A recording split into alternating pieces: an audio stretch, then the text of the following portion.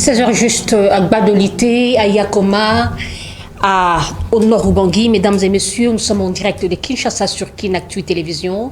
Comment booster ces secteurs pour la relance économique de la RDC? Nous parlons de l'agriculture, la pêche et l'élevage. Nous aurons, en principe, on devrait avoir 4 invités sur ce plateau, mais du moins, nous aurons que 3 invités. Guy Bofi, qui est analyste politique, proche du pouvoir, il est déjà dans nos murs, il sera là. Il y a Christian Mwamba, il est de l'opposition. Je dis bonsoir. Bonsoir madame. Comment allez-vous? Probablement très bien. Nous sommes très ravis et honorés de cette invitation. Nous sommes conscients de la complexité du sujet qui est le cadre Christus, comme nous allons l'appeler aujourd'hui. Je pense que vous apprenez, hein? C'est le cadre Christus, parce que sans ces sujets, on ne parlera pas de développement. Nous avons déjà dans la panier du ménagère 99,9% qui doivent dépendre de la pêche, de l'agriculture et de l'élevage. Voilà pourquoi nous l'appelons le cadre Christus. Merci à vous. Et voilà, il y a Yves Ekundo, il est aussi de l'opposition. Je dis bonsoir. Bonsoir madame de la presse. Ici l'occasion pour nous de vous remercier pour l'invitation. Je vous en prie. Et surtout saluer nos concitoyens qui nous suivent au travers de votre espace. De savoir que nous compatissons avec eux parce que la réalité nous montre aujourd'hui que la situation est tellement cruciale et qu'il nous faut par la relance de l'économie, la relance de l'agriculture, développement et pêche, et qu'il y a qu'à cette condition que nous pouvons encore parler de l'économie, parce que même sous d'autres cieux, nous avons eu à entendre de la réforme agraire qui a tout comme un soubassement de l'économie, c'est ces secteurs-là, et ce sont des secteurs vitaux de la vie. Merci. J'aimerais toujours commencer avec vous. Qu'est-ce qui freine le développement de ces secteurs? Merci beaucoup, madame de la presse. Je pense qu'il était l'occasion pour nous d'étayer. Madame Minouska. Madame Minouska Koyangele. Oui. Ces secteurs connaît des problèmes, et sur ce, nous avons épinglé trois problèmes. Premièrement, d'ordre légal, c'est-à-dire il n'y a pas une législation allant dans le sens de l'incitation, parce que dans des secteurs où il faudrait chercher à booster, comme nous avons entendu au travers le sujet, parce qu'ici, ce cas, c'est booster. Et pour booster, il faudrait un cadre légal, c'est-à-dire une législation, l'administration et surtout douanière qui va aller dans le sens de faciliter ceux qui voudraient investir dans ces domaines-là. Deuxièmement, il y a aussi le cadre des infrastructures. Des infrastructures parce qu'on peut produire à Yakoma, on peut produire à Bumba, on peut produire à Kolokoso, on peut produire à Malembankulu, mais pour arriver à l'évacuer jusqu'à des centres de consommation, ça demanderait les infrastructures adéquates. Mais aussi l'accès à ces acteurs, ceux qui ont choisi le secteur de l'agriculture, pêche et élevage, d'accéder au financement facile. Voilà un peu ces 3 éléments-là que nous avons estimés qui créent un freinage aujourd'hui pour le développement de ces secteurs.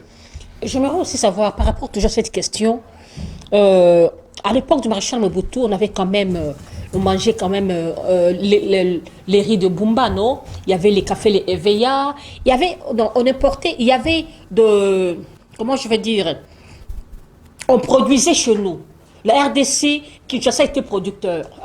Vous imaginez un peu. Mais actuellement, l'agriculture souffre, la pêche et l'élevage. On peut aussi avoir, on nous avait fait berner les oreilles en disant que nous aurons des bateaux de pêche ici, on va industrialiser l'agriculture, mais ce secteur souffre. Qu'est-ce qui fait que depuis le port de maréchal Mobutu, il y a eu Kabila, les 2 Kabila sont passés, aujourd'hui c'est Tshisekedi, ce secteur continue à souffrir. Merci beaucoup madame la journaliste. Comme nous l'avons dit tantôt, il y a une question de la responsabilité. Parce qu'il y a les gens qui estiment qu'on vient dans la gestion de la res publique pour venir apprendre. Alors que la réalité est que on connaissait d'abord, on a un projet, on vient dans la gestion avec un projet, sachant aussi les moyens qui va vous accompagner à atteindre. Du temps de maréchal Derez Mémoire, nous pouvons que s'incliner à sa mémoire. Il savait ce qu'il faisait. Et à ce temps-là, on pouvait manger le riz de Bumba. Nos frères d'ailleurs de l'Odja pouvaient manger le riz qui venait de là-bas. Mais la réalité actuelle, c'est non. Parce que la vision actuelle de la gestion, ils pensent que les développements, ce sont les mines. Ce sont des mines. Et je vous avais dit, d'entrée de jeu ici, que les sociétés des hommes normaux, comme le disait à son temps le professeur Grégoire Bakandeja, il le réduit. Pour ces sociétés-là, le développement, c'est dans l'agriculture. Et l'Angleterre du XVIIIe siècle, avec la réforme agraire, il a fait preuve de l'agriculture qui a eu à développer d'autres secteurs. Et c'est ce qui a été le cas avec la Chine de Mao, aujourd'hui avec l'Amérique latine, et la réalité c'est comme ça. Voilà pourquoi ici chez nous, c'est parce que les gens n'ont pas la vision, c'est pour la problématique de la vision.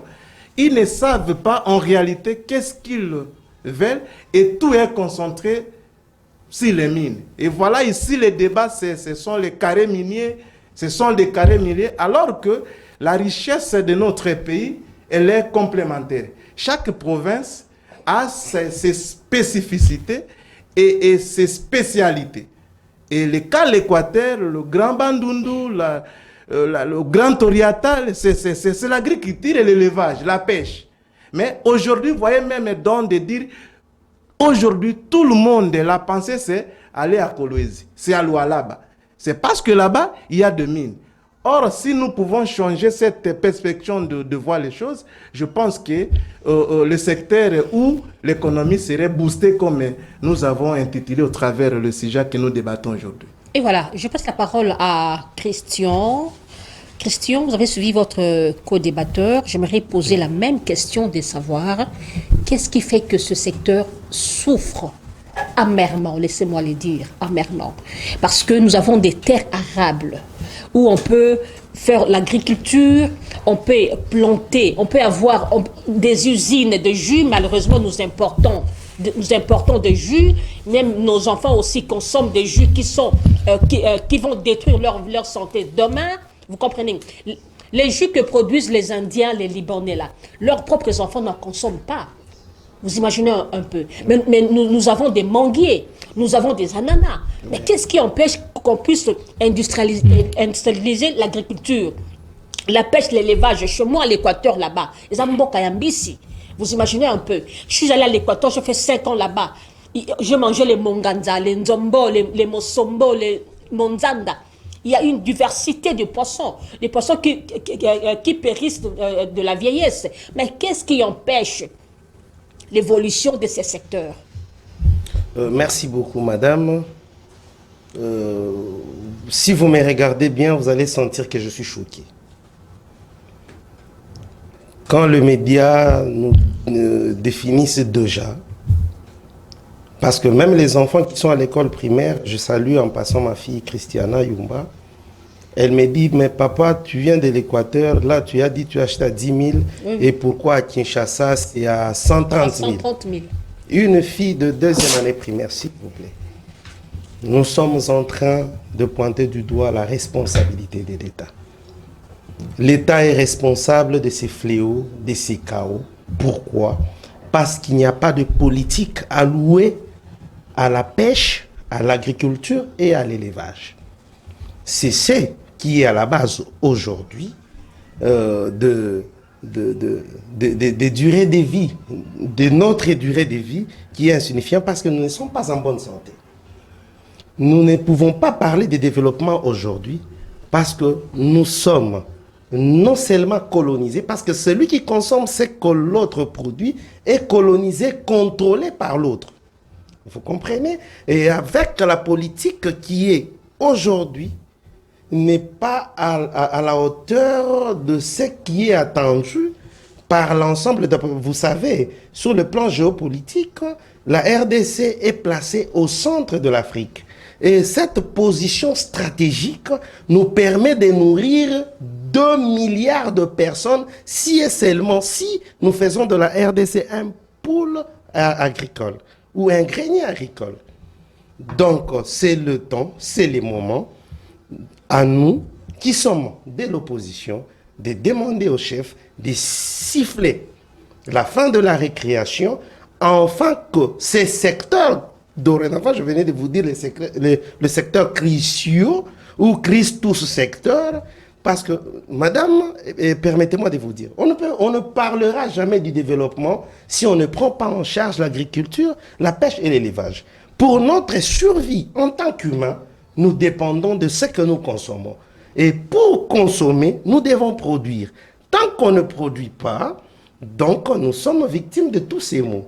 Voilà pourquoi nous disons tout simplement que la politique allouée à ces secteurs n'est pas à la hauteur pour permettre à l'économie de booster ni d'avancer. Premièrement. Deuxièmement, le technique alloué à ceci ne correspond pas à faire avancer les choses.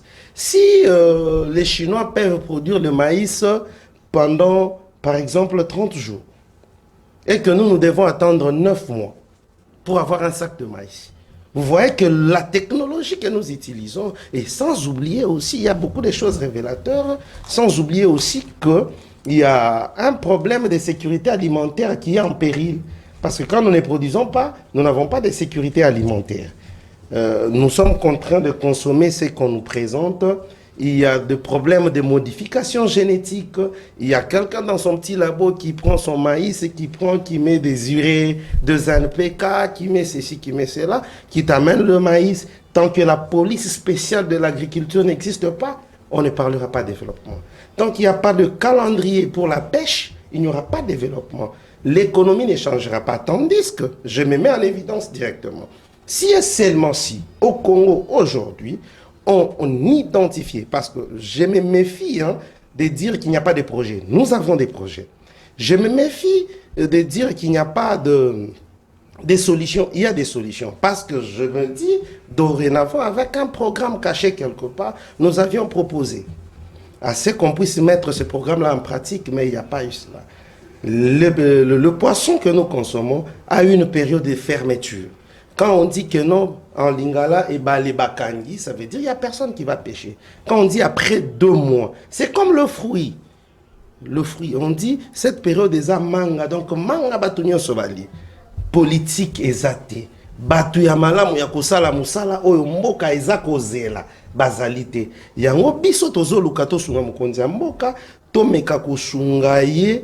Bon, bisote pour bolobaki, monsieur Christian Lobaki, bangote bisote, mais bisonnion se ba congolais, toza esika o passe ezali, toza na besoin to mema. En plus, yango présence na biso na esika oyo, to mema makanisi ya sika, pour que batia batu o balongo bani, na musala o ya agriculture pêche élevage, pour que to mema mboka na biso, na ntombwama. Et voilà. Didier Bofi est arrivé, je l'ai déjà présenté avant qu'il arrive. Il est aussi analyste politique, mais proche du pouvoir. Didier, bonsoir, bien qu'en retard. Bonsoir Madame Minou, bonsoir à tous les téléspectateurs qui nous suivent. Vous allez bien, j'espère. Vous avez pris les escaliers. Ah, c'est pas facile, mais on est arrivé, c'est ça l'essentiel, on est arrivé. Et voilà. Didier, vous avez suivi vos 2 co-débatteurs. J'aimerais poser cette question. Qu'est-ce qui freine comment booster ces secteurs? Qu'est-ce qui fait à ce que ces secteurs puissent souffrir? Comment arriver à le booster? Mais justement, madame, parce qu'il n'y a pas de politique. Vous savez, le développement, c'est la transformation, n'est-ce pas? Et pour transformer, il faut avoir une politique. Ici, il n'y a pas seulement le problème agricole. Quand vous allez en matière de sport, par exemple, dans le secteur sportif, on va vous dire qu'il n'y a pas de politique clairement définie en matière de sport. Quand vous allez dans le secteur culturel, on va vous dire qu'il n'y a pas de politique clairement définie. Moi, je pense. Et quand vous venez dans le secteur agricole, c'est la même chanson. absence de politique clairement définie. On doit arrêter avec des projets de 5 ans, de 10 ans. Ce n'est pas comme ça qu'on peut développer un pays. Il faut avoir une planification de 100 ans. On se dit de telle sorte que même les présidents qui pourraient venir, les hommes passent, les institutions restent. Moi, je dis les hommes passent, les idées aussi restent. Si nous avons une politique clairement définie, après Tshisekedi, celui qui viendra, et va, n'est-ce pas, suivre cette politique. C'est une question de priorité. Moi, je pense, je suis président d'une ONG qui s'appelle justement Priorité Agriculture, Priorité Environnement. Je vous dis, madame, quand j'entends dans mon pays qu'il y a insécurité alimentaire, ça me fait très mal. Manger bio est devenu luxe. Pardon? Manger bio est devenu luxe. Ça ne pouvait pas être ainsi. La RDC Nous mangeons regorge des aliments remplis de formules, ça nous donne des maladies, ça nous crée des maladies. La RDC regorge une centaine de rivières, plus ou moins 120. Nous avons le fleuve Congo. Nous avons le lac le plus poissonneux du monde. Qu'est-ce qui empêche au gouvernement d'acheter des chalutiers, n'est-ce pas, des bateaux de pêche? Qu'est-ce qui empêche? C'est ce que je dis.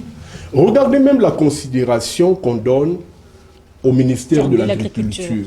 Je vois aujourd'hui agriculture, c'est un ministère à part, pêche et élevage, un ministère à part. En principe, on devait fusionner, faire un ministère unique et hisser ce ministère au rang de vice-primature. Et le ministre de l'Agriculture devait être quelqu'un, un technicien, un visionnaire, celui qui devait être là pour appliquer, pour faire changer les choses. Au fait, je suis en train de prôner ce que j'appelle le changement de paradigme. C'est vrai, nous sommes un pays qui regorge beaucoup de mines, mais n'oublions pas, avec 80 millions de terres arables, 4 millions d'hectares de terres irrigables, la RDC est prédisposée à être un pays à vocation agricole. Mais qu'est-ce qui fait aujourd'hui ceux qui étaient au pouvoir, ceux qui étaient hier à l'opposition, nous avaient vanté. C'est une phrase que je ne cesse de leur répéter. Ils étaient donneurs des leçons. Mais on a cru qu'aujourd'hui, on pouvait quand même industrialiser la pêche, l'agriculture, avoir aussi des banques agricoles. Mais maintenant, ça, c'est la 6e année du pouvoir actuel. Mais qu'est-ce qui freine? Madame, vous m'avez présenté... Est-ce que cette question ne poussera pas qu'on puisse booster l'économie de la RDC? Justement, vous m'avez présenté comme quelqu'un proche du pouvoir. Je m'excuse beaucoup. J'aimerais rester scientifique. Je ne voudrais pas ici avoir de couleur politique. Parce que quand l'insécurité alimentaire sévit en RDC, qu'on soit du pouvoir, qu'on soit de l'opposition, qu'on soit même sans position, c'est un nouveau concept que j'ai entendu chez les comédiens, et bien nous tous nous sommes frappés. Moi je pense, je l'ai dit et je vais le redire, c'est un problème de vision, un problème de changement de paradigme. On se dit, écoutez, les mines sont là, mais est-ce que nous ne pouvons pas aussi faire de l'agriculture, le président Mobutu disait priorité, des priorités. Ici à Kinshasa, il y a une rivière qu'on appelle Mayantuenge. Mais les gens cultivent du riz là-bas, à Kingabwa ici. Mais à quelle quantité? Ils utilisent quelle technique? C'est ça. Nous avons une richesse halieutique extraordinaire. Vous prenez un animal comme le porc, il ne prend que 3 mois pour mettre bas. Vous prenez un fruit comme la pastèque, c'est la même chose, ça fait 3 mois. La Chine, j'ai entendu quelqu'un autour de cette table parler de la Chine. Consultez les chiffres. La Chine est premier pays producteur mondial de la pastèque, de la tomate, de beaucoup de... Même de la viande de porc, même de la viande de bœuf. Pourquoi? Parce qu'un jour, il y a eu un certain Mao qui a dit, écoutez, avec... cette population, nous devons faire de l'agriculture. Moi, je pense qu'il faut imiter de bonnes choses. Est-ce que ce n'est pas une question de manque de vision aussi? Mais c'est ce que je dis, il n'y a pas de vision. Bon, je pourrais choquer les uns et les autres. Vous savez, avec les mines, c'est un enrichissement, on va dire un peu facile, un peu rapide. On vient, on prend les mines, on vend et puis on a de l'argent. L'agriculture demande un peu de la patience. Est-ce que je peux vous révéler quelque chose? Vous savez que la RDC ici est prédisposée à être le premier producteur mondial de l'huile de palme. Mais voyons. À l'époque du maréchal, je me souviens, je fus encore enfant, mais il y avait le PLZ. Bien sûr. Et Kenda. Quand vous allez à Beauté, Calabar, c'est resté que juste minime. Vous comprenez? Donc, ça n'arrive plus à produire de l'huile de palme conséquente. Maman, je crois que les autorités nous suivent. Un palmier dure entre 2 ans et demi et 3 mois. Et après, vous allez commencer à cueillir du fruit. Vous pouvez avec ça produire l'huile de palme en quantité industrielle. Et vous savez, ceux qui fabriquent du savon, par exemple, ont besoin de l'huile de palme. On avait aussi les savons distingués qui étaient produits à base de l'huile de palme, qui provenaient de Kisangani. Eh bien, savon distingué, il y a beaucoup savon de palma. Il y a beaucoup de produits qui peuvent être produits, passez-moi la répétition, sur base de l'huile de palme. Oui, oui. Donc moi je pense, maman, on ne cessera jamais de le dire, c'est un problème de vision. Baï politique, il va vendre, baloba écouter, minangope, ça nous crée des troubles et des problèmes. Je ne demande pas qu'on fasse une espèce d'abdication, non. Ici, j'ai été très content, je félicite le gouvernement de Maman Souminoua qui a dit qu'il va faire le gouvernement de l'agriculture l'une des priorités. Ce ne sont pas des bonnes intentions. Nous l'attendons dans les faits. Et moi, je ne peux que souhaiter, c'est le vœu de mon cœur, et je demande même une émission spécialisée parce que moi je suis dans le secteur, il y a beaucoup de politique, il y a beaucoup de choses. Il faut que le gouvernement, les gens doivent s'asseoir, écrire, définir, penser, réfléchir, rêver une RDC grande, une RDC devenue puissance agricole. Ce ne sont pas des vains mots, c'est possible avec un peu de volonté politique et d'intelligence politique. Et voilà. Nous allons passer directement aux pistes et des solutions. Comment arriver à booster ce secteur pour la relance économique? Je passe la parole. Je vais commencer avec Christian. Je vais suivre vos co-débatteurs. Je ne sais pas si vous allez répondre, mais allons directement aux pistes. Que faire pour booster ces secteurs? Quelles sont les pistes et les solutions? Merci pour la parole. Nous avons des solutions. C'est seulement prendre conscience de ce qui nous entoure aujourd'hui. On ne va pas inventer la roue. La roue a été inventée depuis longtemps. Mais nous devons prendre l'exemple de ceux qui ont pris conscience avant nous. Reprendre, reproduire, point. On n'a pas besoin de faire des chantages, des publicités, lancer des slogans. Oh, le gouvernement de tel a proposé ceci, le gouvernement de... Nous en avons entendu de trop. Voilà pourquoi nous tombons toujours dans les djalélos, dans tout ça, tout ça. Non, nous devons nous rendre conscients. Et c'est une honte aujourd'hui. Vous savez pourquoi nous demeurons sous-développés aujourd'hui? Ce n'est pas parce qu'il y a de ceux qui vont à Paris matin, midi, soir, et ceux qui sont dans des jeeps qui vont dire que la RDC a l'espérance de vie. Non. Essayez d'aller dans d'autres essieux, vous allez voir que nous vivons en deçà de la moyenne. Nous n'existons pas. Regardez ce qu'est en train de vivre notre population. Il y a le phénomène d'Indon. Il y a le phénomène Makoso. Poso. C'est une honte. Et des gouvernants et des gouvernés. Vous connaissez les microbos? Madame Microbos. Makola Soso. Makola Soso. Oui, on Kingo, Mitou, tout ça. Les Michopo aussi. Les Congo ayant une vocation agricole, nous ne devons pas être réduits. Je vous choque encore pour que nous prenions conscience ensemble. Si et seulement si les Makoso n'est pas mangé à la provenance, ça veut dire que ce sont des histoires qui sont destinées... Laissez pour compte. Effectivement. En parlant des croupions là, des dindons, je me souviens encore, c'est une anecdote, avec le maréchal Mobutu.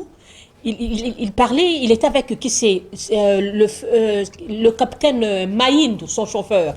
Il a dit, je passais quelque part, j'ai senti une bonne odeur. J'ai dit, Maïndou, on a solanini. Oh, bazo tumba dendo. Atalabi, bino yo mitera, botin de la peuple langa et vundana dendo. Pour la bobo mabango. Donc, vous imaginez un peu. Donc, nous mangeons des choses autres liées à Ngoté. Est-ce qu'il n'y a pas aussi problème d'hommes, problème de leadership dans ce secteur-là? Parce que Savoir mettre qui à la place qu'il faut. La culture managériale. Je me pose la question, quelles sont les qualités de l'actuel ministre de l'Agriculture? Merci madame, je ne vais pas parler de l'actuel ministre de l'Agriculture. Je vais vous dire. Parce qu'aujourd'hui, nous avions... Attends, je vous relance, vous êtes dans votre temps d'antenne. Merci. Sur ce plateau, il y a un président d'une grande structure qui s'occupe de l'agriculture. Mais qu'est-ce qui empêche aussi qu'ils organisent des grandes conférences, les appeler, associer les idées pour booster ce secteur? C'est effectivement ce que j'allais dire. Un problème d'homme sévit à tous les niveaux aujourd'hui. Nous avions un footballeur au niveau de l'agriculture. Nous avions un ingénieur qui est à la pêche. Nous avions un maçon qui est à l'enseignement. Il y a un toï-boï. Un infirmier à la défense. Un infirmier oui, dans le passé, nous avions eu, entre parenthèses, un sportif, un boxeur au ministère de la Santé. Un agronome à la SNEL. Un agronome à la SNEL. Un problème d'homme se pose aujourd'hui en RDC sur tous les plans, à tous les échelons. Aujourd'hui, nous devons tout simplement nous rendre compte que ce que nous sommes en train de vivre ne nous honore pas personnellement en tant qu'humains. Nous devons nous prendre en charge, ça veut dire, nous devons dire assez, voici nous avions joué, nous avions fait ceci, cela, c'est maintenant l'heure de se mettre au travail. Aujourd'hui, nous devons d'abord changer, parce que nous sommes au défi du siècle, hein, c'est la science et la technologie. Aujourd'hui, relever la technologie, demander à l'État de promouvoir la vraie politique allouée seulement à l'agriculture, pêche et élevage. Parce que si et seulement si nous développons l'agriculture, pêche et élevage, demain, nous aurons de retombées positives sur même les taux d'échange. Parce que, pourquoi nous avons des inflations? Tout simplement parce que tout doit venir de l'extérieur. Si nous produisons aujourd'hui au Kassai, aujourd'hui, les colos là des Massangou, c'est à 4 000 francs. Aujourd'hui, maintenant, je suis en train de vous parler, alors qu'il y a une semaine, c'était à 2500. Vous voyez cette inflation-là? Imaginez que nous en avions en quantité raisonnable. Est-ce que nous avons besoin d'avoir des devises pour faire quoi que ce soit? Nous pouvons stabiliser, booster l'économie seulement avec l'agriculture, pêche et élevage. Voilà pourquoi je me méfie de parler de l'or, de diamant, parce que ça a été au créneau du développement. Nous sommes toujours dans les gouffres et l'espérance de vie est quasi inexistante et le peuple est en train de vivre ce qu'on ne peut pas imaginer. À cause de l'absence de l'État, il n'y a pas de politique allouée, il n'y a pas de technologie, il n'y a pas d'innovation. L'homme qui est là n'est pas compétent. C'est lui qu'on met en charge pour piloter, pour conduire la politique vous savez pourquoi j'appelle Christus ces secteurs-là? Parce que seulement avec ça, parce que tout le monde doit vivre, doit exister en se nourrissant. Pour se nourrir, il faut produire. Nous, on ne produit pas. On ne peut pas vivre. Nous sommes condamnés à disparaître. Voilà pourquoi nous demandons, nous exhortons à ce qu'on puisse prendre conscience, avoir conscience de notre survie. Vous savez, en passant, que la vie ici-bas est quasi insignifiante. Donc, nous devons faire mieux pour faire de ce que nous sommes en train de vivre aujourd'hui priorité. Et voilà, je passe la parole à Yves. Yves, quelles sont les pistes des solutions pour booster ces secteurs? Merci beaucoup, Madame de Média. Vous avez trouvé que, entre nous, co-débattants, il y a quand même un élément, voilà, un élément qui nous réunit tous. Nous voyons tous au travers la vision. Et la beauté de votre émission, c'est un cadre de réflexion. Un échange citoyen. Citoyen et surtout rationnel. Un cadre qui n'arrive pas dans les dialogues, où les débattants restent logiques. Objectifs. Voilà pourquoi nous avons parlé de la vision. Il y a un problème de la vision. Vous voyez, quand le colonisateur est arrivé, dans ce qu'il avait qualifié de l'État indépendant du Congo, il a commencé par l'agriculture alors qu'il y avait des mines. J'ai suivi dans les échanges d'entrée de jeu, vous avez fait allusion à PLZ, Bote Kambila.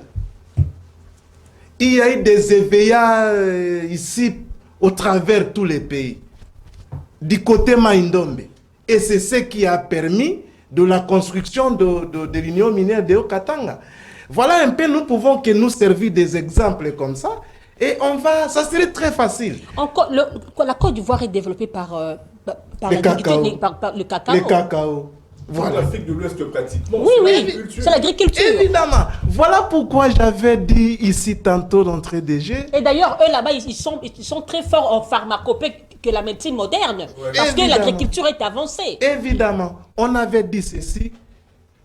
Tous les économistes du développement sont unanimes que l'agriculture, l'élevage et la pêche, c'est le secteur moteur du développement. Et c'est la difficulté chez nous, c'est qu'on voudrait toujours amener tout à l'inverse. Mais ici, comme une piste de solution, je vous ai dit, déjà dans mon mot introductif, j'avais dit, simplement une législation qui doit inciter. Et cela ne peut venir qu'au travers d'une vision claire. Une vision, voilà, je suis là, au travers d'une formation, parce que les castings aussi posent problème. Vous avez dit on ne veut plus revenir sur ce qui a été dit, mais au moins voilà. Et la plupart de ministres de l'agriculture, ce sont des avocats, des juristes. Et c'est ça la difficulté. Alors que nous avons des gens qui, formés à l'université de Kinshasa, formés à l'institut facultaire de Yangambi, qui pouvaient apporter tout ce qu'ils auraient appris des années durant dans ces domaines-là. Canisius, ici à Kimwenza, on forme des agronomes. Évidemment, c'est ça. Et voilà, la plus souvent, c'est voilà comme nous avons dit ça. Et voilà, ça nous crée des sociétés où c'est la tête, Moutounase, Makololikolo. Et on ne sait plus se retrouver. Et la difficulté, c'est ça. Voilà pourquoi nous incitons aux autorités, aux décideurs. Et malgré que nous sommes de l'opposition, c'est encore leur gestion. Nous, tous à côté la bango. Tous à côté la bango. Mais il faut que ça puisse contribuer. Balanda ou tous à Vous continuez? Oui, il y avait, voilà. Et c'est comme ça qu'il fallait voir, même à leur niveau là-bas. On ne dit pas qu'ils viennent chercher puiser de notre côté l'opposition. Là-bas, chercher la personne qu'il faut à la place qu'il faut. Voilà, je trouve que c'est le vrai problème, c'est cela, ça. Mais commencez d'abord par une vision. Quelle est la vision du pouvoir actuel par rapport à l'agriculture, pêche et élevage? Parce que c'est ça notre évocation. On peut se tromper. Les 75 millions de terres du Congo, c'est des terres qu'il fallait cultiver. Mais ce qui est tâtonné, c'est juste 10%. Voilà, même pas 10%. 1% seulement. Voilà. Et voilà, c'est voilà. Qu'est-ce qu'il fallait vous attendre dans ça? Et qu'on serait là parce qu'il faut les... Il y a des choses comme ça, vous mangez quelque chose, apparemment, mais qui n'a même pas d'odeur. Alors que chez moi, à l'Équateur, une fois j'étais, voilà, chez moi encore à Maïndombe. Voilà, on vous donne du poisson, même pour vous saluer, vous allez tout faire pour... Il fallait toucher du savon.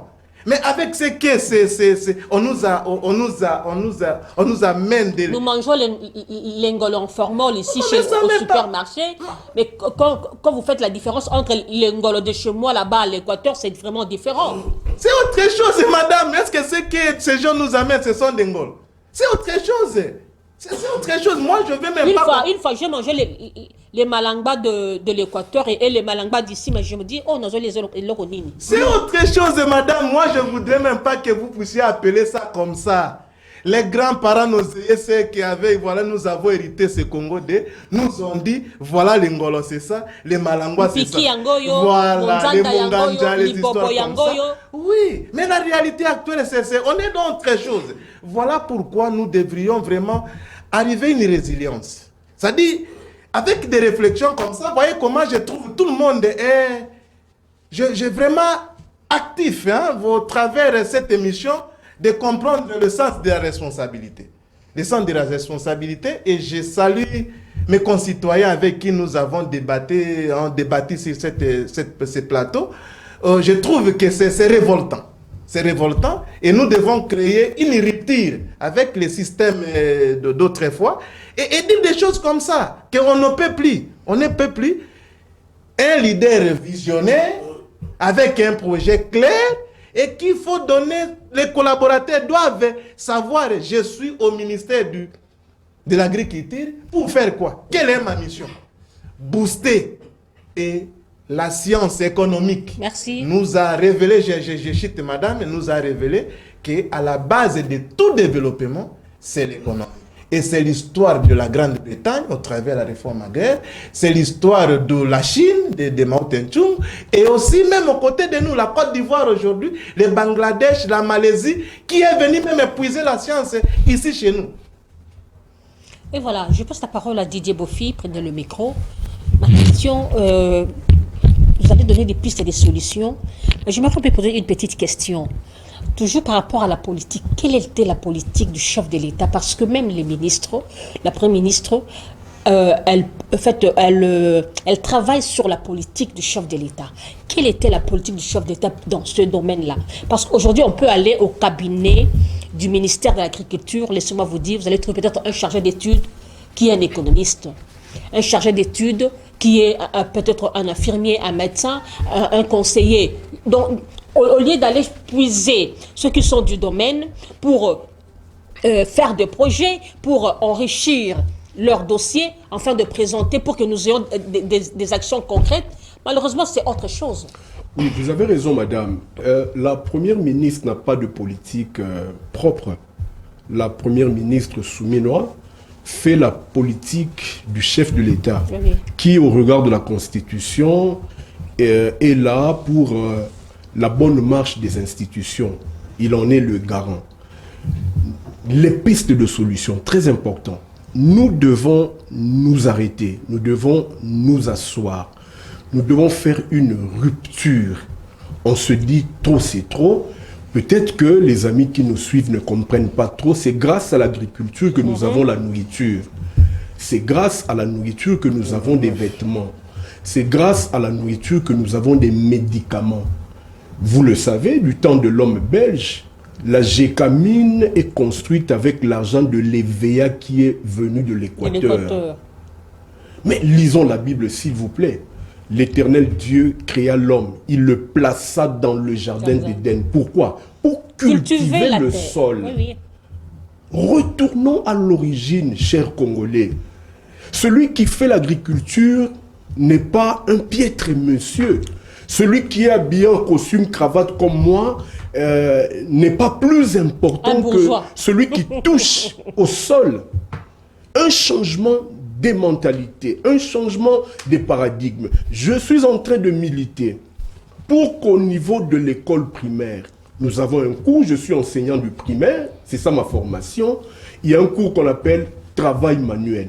De notre temps, j'ai étudié chez les salutistes, on faisait le chant, on nous apprenait à faire le chant pendant les travaux manuels. C'est ça notre souci. L'enfant qui sort de la 6e année primaire doit connaître quelque chose, doit être capable de semer, de planter la tomate. Même au niveau du secondaire, les humanités agricoles doivent être boostées, donner des bourses. Même au niveau supérieur, beaucoup de Congolais aujourd'hui, moi je me dis que même nos études doivent être utilitaires. Il y a beaucoup de ceux qui font le droit, il y a beaucoup d'étudiants qui font l'économie, je ne suis pas contre ça. Je pense que même le critère de recrutement dans ces facultés-là, quelque part, il faut que l'autorité soit un peu regardante. Hein? Poussons les gens à faire l'agriculture. Utilisons les ingénieurs agronomes qui sont là. Ils sont là. Ce ne sont pas les cadres qui nous manquent. Ils chôment. On les a réduits en planteurs de fleurs. Ce n'est pas possible. Donc, madame, et au niveau de l'État, je me pose une question qui n'a pas de réponse. Nous avons... La RDC n'est pas un pays, comment on dit, enclavé. Nous avons une ouverture vers Atlantique. Qu'est-ce qui nous empêcherait, nous, Congolais, d'acheter nos chalutiers? J'ai consulté l'Internet. Madame, un chalutier coûte plus ou moins 500 000 $, un demi-million. Est-ce que la RDC manque cela? La RDC manque cet argent. Parce que vous parlez formation, je profite de votre micro, je ne fais pas de la publicité.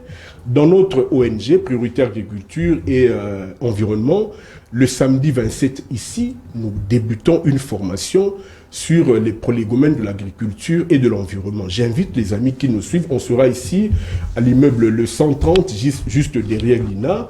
Venez apprendre des petites techniques. Donc, piste de solution, eh bien, autour de cette table, vous avez vu, il y a beaucoup d'idées qui pilulent. Qu'on s'arrête, que le président garant de la nation convoque une grande conférence. Nous nous assoyons, nous réfléchissons, nous produisons une politique qui va rester de génération en génération.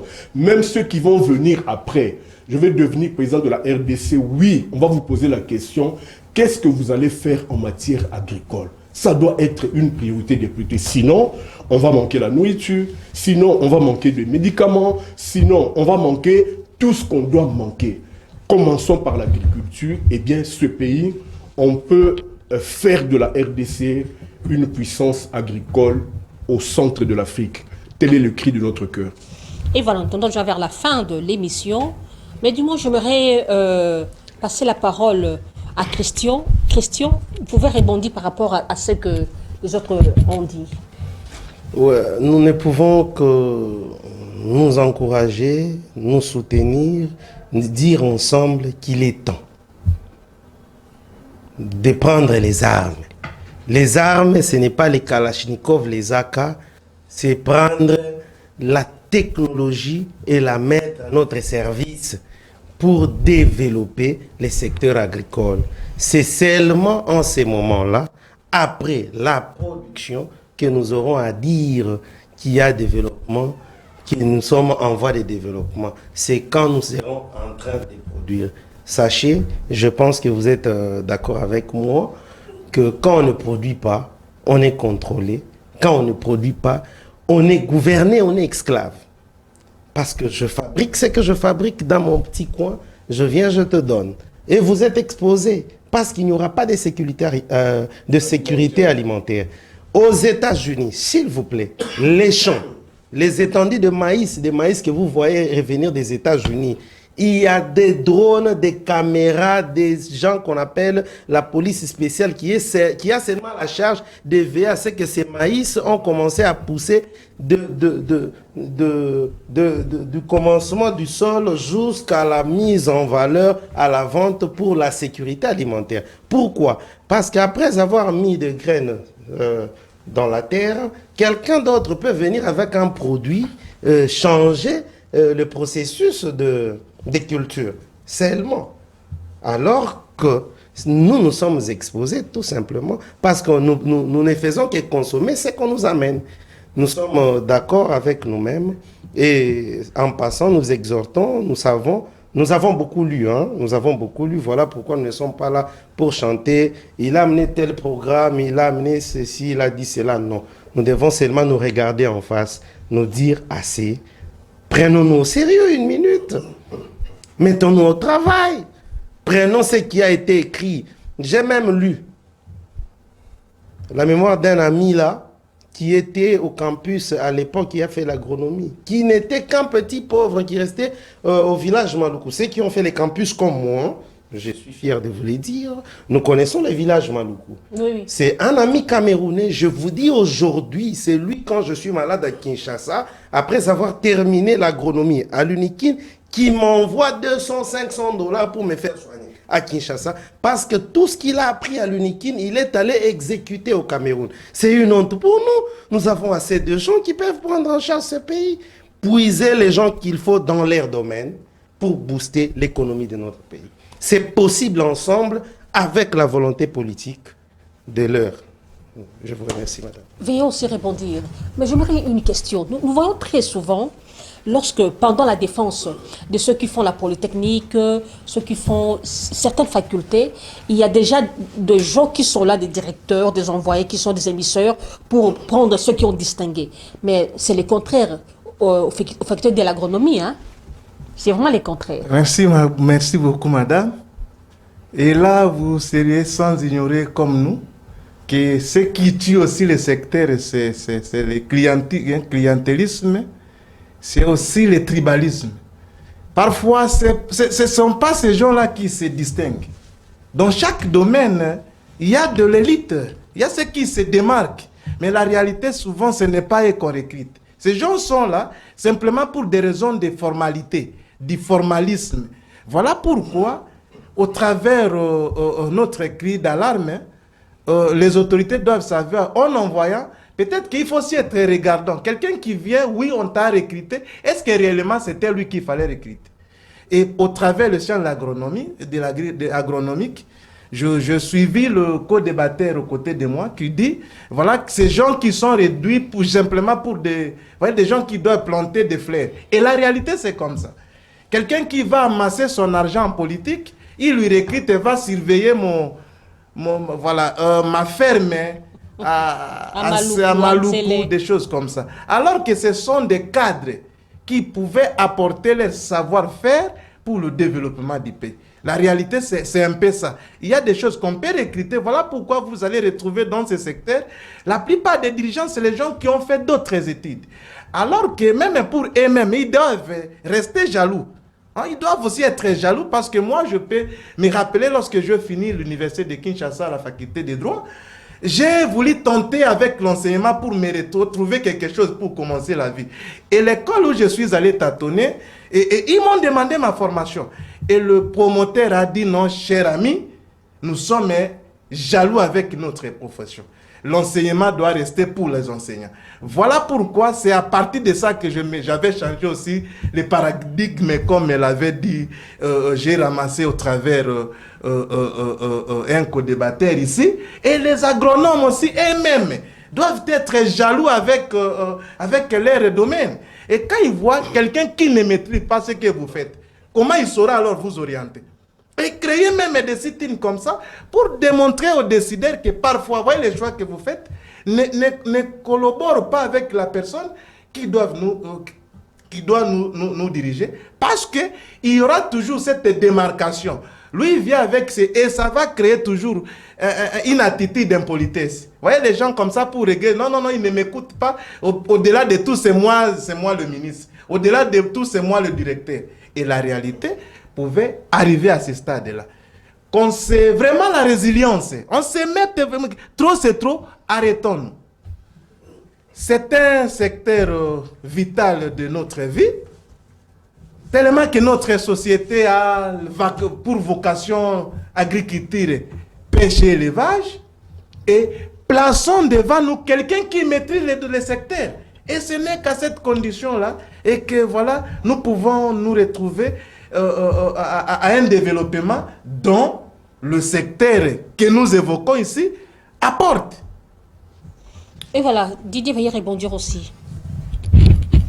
Oui, merci madame. Je crois que nous sommes en train de chuter. Nous sommes en train de faire des recommandations ici. Et je crois que les décideurs sont en train de nous suivre. Les pouvoirs publics ont cette responsabilité de soutenir, n'est-ce pas, ceux qui travaillent en matière agricole. Sous notre essieu, quand j'entends par exemple qu'il y a du manioc qui pourrit dans le Bandundu à l'Équateur, ça me fait mal. Le ministère de l'Agriculture ici pouvait s'organiser pour acheter ça, n'est-ce pas, auprès des cultivateurs de ces paysans. J'ai entendu quelqu'un qui a dit que nos provinces, toutes les provinces de la RDC sont à vocation agricole. On peut planter ici à Kinshasa, dans le Bandundu, à l'Équateur et partout. On peut élever des animaux partout en République démocratique du Congo. C'est comme on cesse de le dire, une question de vision, une question de changement de mentalité. Au fait, moi, je pense que ceux qui nous suivent, à partir de maintenant, vont commencer quand même à changer des habitudes. Chez nous, à la maison, quand vous achetez une boîte de lait, je ne vais pas citer les noms, essayez de trouver, mettez du sable, plantez le ndembi, plantez les pilipili, plantez quelque chose, utilisez des sacs. Tout doit commencer par là. Dieu vous bénit, vous avez une grande parcelle. Moi, je me rappelle, j'ai habité Salongo. Chez nous, il y a eu un moment où on n'achetait pas le pondou. Il y en Moi avait, également. il y en avait à la maison. Moi également. Il y en avait à la maison. Je viens d'être chez un ami ici à Gombe. J'ai été étonné. Je suis allé regarder son jardin. Il a ses petits porcs. Il a du pondou. Il a des choses comme ça. Il me dit, mon cher, il y a des moments où je ne débourse pas de l'argent, mais nous mangeons ici à la maison. Mais un homme qui ne mange pas, il est voué à mourir. Alors pourquoi nous voulons négliger ce secteur-là qui nous donne la nourriture? Congolais, levons-nous. On croit manger les mipandis, c'est manger luxueux. J'en appelle à une révolution agraire. Plantons, cultivons, semons, toboko la bibouélé. Et avec ça, nous aurons... Quelqu'un dit que nous sommes entourés par 9 voisins. Moi, je considère cela comme un marché extraordinaire.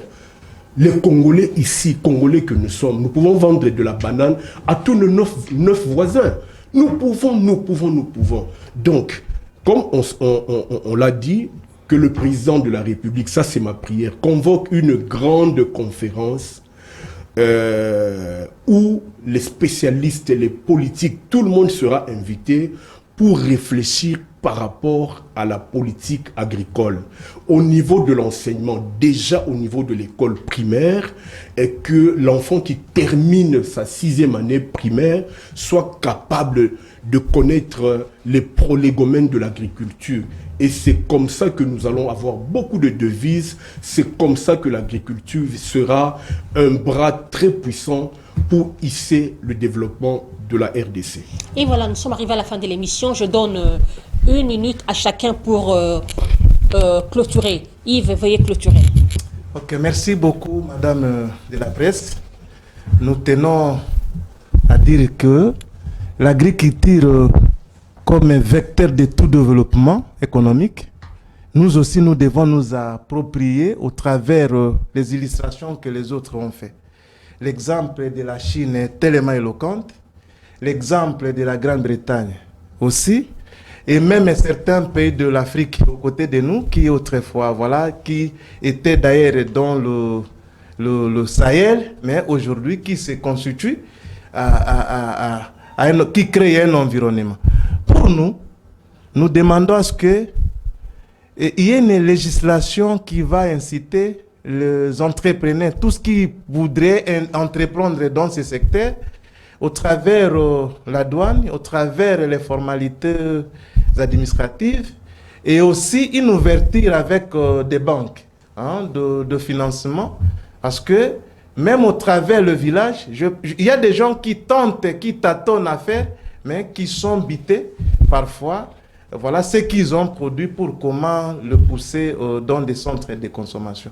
Je pense qu'avec une volonté politique et la détermination de tous, moi je crois fermement que l'agriculture, la pêche et l'élevage, comme vocation que notre pays a hérité de la part du Seigneur, serait un vecteur important pour le développement économique de notre pays.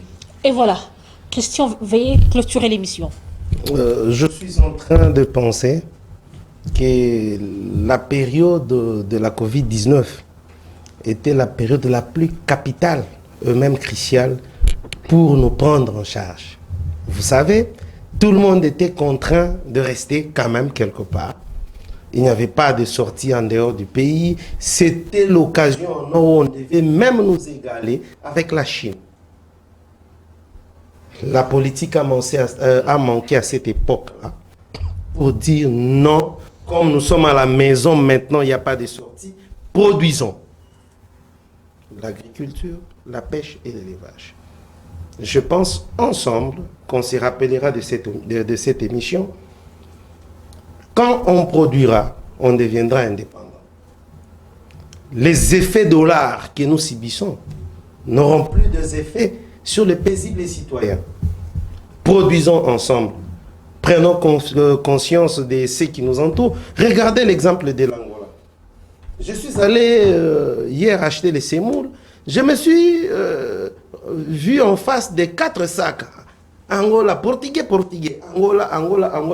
Je me rends compte que ce ne sont même pas des semoules. Ce sont des maïs cultivés ordinairement. Donc nous pouvons, il n'est pas encore tard pour faire mieux. C'est ce que m'a toujours dit mon père. Et voilà, Didier, veuillez clôturer. Merci beaucoup. Soyez bref et concis. Merci beaucoup. Merci beaucoup. Réforme agraire, rupture. Je demande aux Congolais de faire l'agriculture, de faire de l'agriculture. Je demande à ceux qui disposent des moyens, des capitaux, de pouvoir donner à ce pays des banques agricoles. Il n'y a pas de développement sans crédit, constate Joseph Schumpeter, un grand économiste. Créons des banques et ceux qui sont dans ce domaine ont besoin justement des capitaux pour aller de l'avant. Merci beaucoup. Et voilà, merci Didier Bofi, merci Yves Kondo, merci à Christian Mwamba. Merci madame. C'était un échange citoyen. Le Nigeria est aujourd'hui parmi les grandes puissances économiques parce que Obasanjo au pouvoir a eu à investir, à créer des entrepreneurs dans le domaine agricole. Merci à Light Moutonge, merci à Roni Mandila. Que Dieu bénisse la RDC, que Dieu protège nos FARDC et que Dieu garde son peuple. Au revoir, Inch'Allah.